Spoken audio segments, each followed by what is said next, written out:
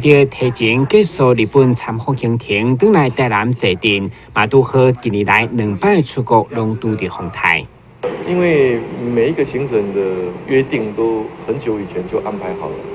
像你要安排跟知事、跟市长见面，如果没有相当的时间都没有办法。但是台风的兴起常常都是短时间，然后它就产生了，所以但是在冲突之下，我们还是要选择回来，跟市民一起面对台风，这样我们比较放心。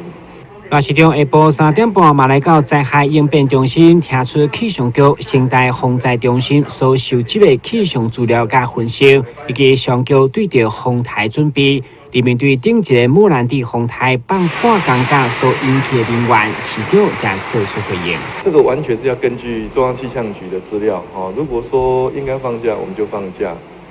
那如果没有达到标准，那当然一定要上班上课。那如果是早上